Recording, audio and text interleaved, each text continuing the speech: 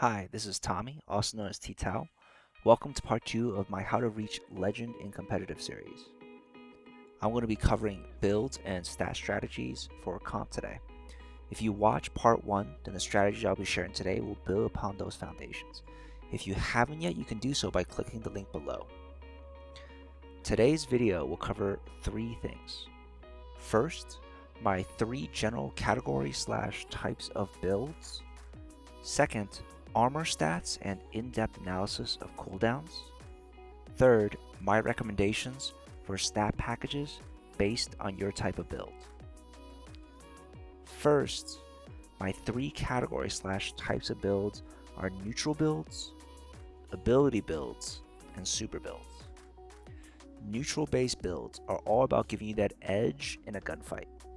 Notable examples include One-Eyed Mask for Titans, Knuckle-Headed Radar for Hunters, and Transversive Steps for Warlocks. In high-level comp, OEMs are everywhere, so I'm going to be using OEM as an example about neutral builds. When wearing One-Eye Mask, you get shot by an enemy guardian, you get tracking and wall hacking on them. If you kill them, which is a lot easier to do because of the tracking, you now get healing and a buff to damage.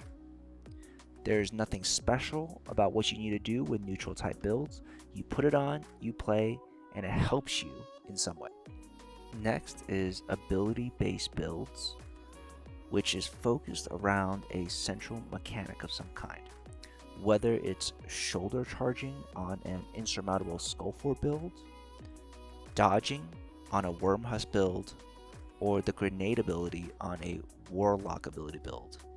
The common denominator of an ability-based build is its focus on a mechanic and then magnifying its effectiveness. A common one I see in low-level as well as high-level comp is Controverse Hold paired with Handheld Supernova. If you didn't know how this build works, when Controverse Hold is equipped and the Warlock charges Handheld Supernova, they receive a 40% damage resistance. And if they make a kill with that grenade ability, it regenerates a random portion of their grenade energy. So imagine a shotgun rusher is getting close to you, and you charge Handheld Supernova. You are able to tank a point-blank shotgun to the face. While the shotgunner is reloading, you hit them with a one-hit KO grenade ability. It's nuts. Another way you could play it is to play it very aggressively.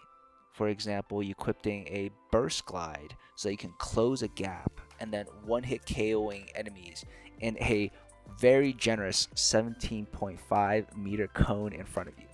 You can even use it as a mobility tool to move between cover and through lanes that are really contested. As you can imagine, the effectiveness of a Controverse Hold build is all about grenade cooldown. If someone equips Controverse Hold but never uses Handheld Supernova, then that build is absolutely garbage. On the other hand, if someone maxes out the Discipline and Grenade ability cooldown, I've seen Guardians get back their Handheld Supernova within 10 seconds of using it, and is sometimes even able to wipe out entire teams with ease due to that central mechanic. The next type of build is super-based builds. They're the least popular type of builds, and I rarely see them in comp, mainly because of how long cooldowns of supers are. It's very unlikely for someone to get more than 2, maybe 3 if they're lucky in an entire comp match. However, I gotta talk about them because they're in a category of their own. Notable examples are Helms of Saint 14 builds, Crest of Alpha Lupi, and Geomag stabilizers. Honestly, I don't see it much in high-level comp, but I have seen people switch into a super-based build just as they're about to pop their super to really great effect. An example will be switching into a Helm of Saint 14 just as a Titan pops their bubble so that they get an overshield as well as a blinding effect on enemies who come into the super. The next section is about armor stats and in-depth analysis of cooldowns. There's 6 main stats with 10 tiers.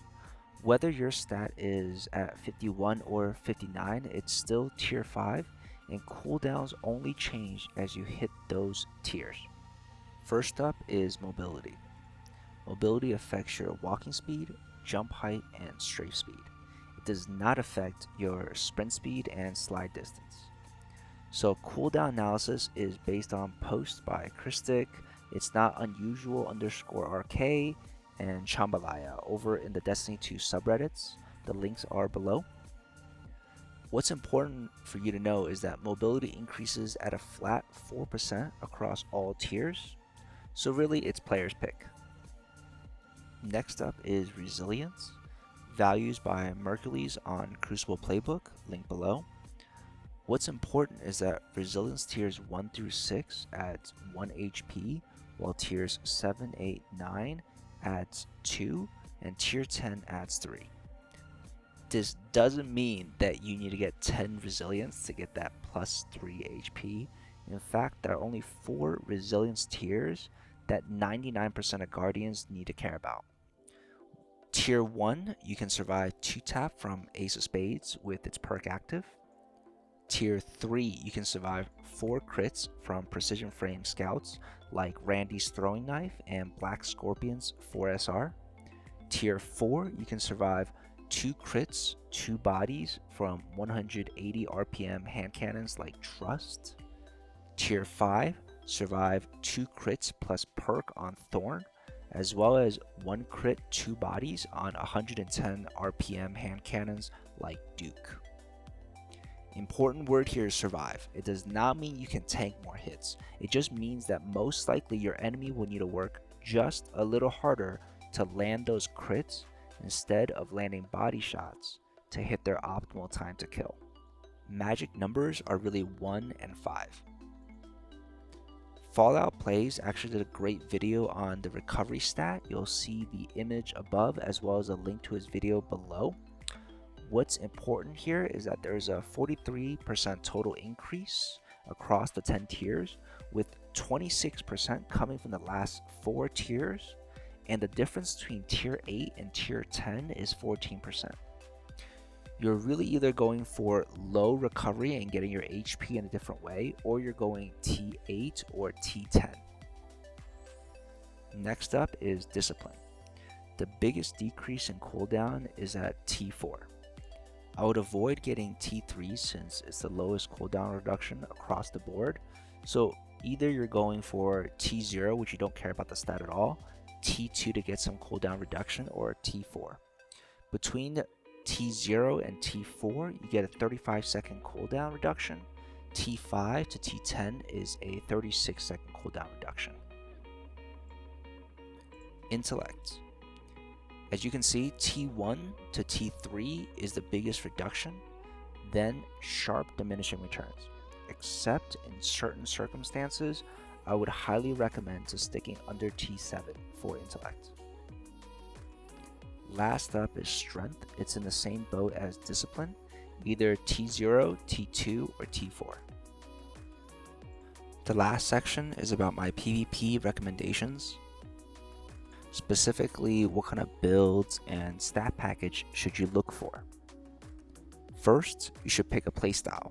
If you like the traditional FPS and want that sweet gunplay, then pick a good neutral based build, and really you want to build for TX and mobility, T5, T8, T4, T3, and T4. I would value mobility and recovery the highest, since mobility helps you get out of bad situations and also helps you set up in good positioning. Recovery lets you get back into the fight faster. If you're more interested in going for an ability-based build, I would recommend you max out your stat that's corresponding to the main mechanic of your build, and I would recommend again building for mobility and recovery. For example, if I was going to go with Controverse Hold with Handheld Supernova, I would go TX, T1, T10, T10, T3, and T2. Super base builds are so situational that since you're likely to switch in and out of that build as you go through your super, I would say that as long as you have your exotic on, it doesn't really matter. The best way to pick your gear and choose what is the correct loadout for you is actually with Destiny Item Manager. You can check in the clip above that if I were to click on the Loadout Optimizer tab, I can search for the exotics that I want. I can then pin it to the left side, and then this will automatically show me what are my best gear and stat packages available with this exotic. You can also sort by what tier you want each stat on the left hand side. I really like Destiny Item Manager because it lets me swap items between my character and my vault, and it also shows me hidden stats on my weapons. If you enjoyed this video, please hit that like and subscribe. If you're already subscribed, thank you so much for the support. Part 3 is coming soon, and it's going to be covering team fighting tactics, how to outsmart enemy guardians. See you then.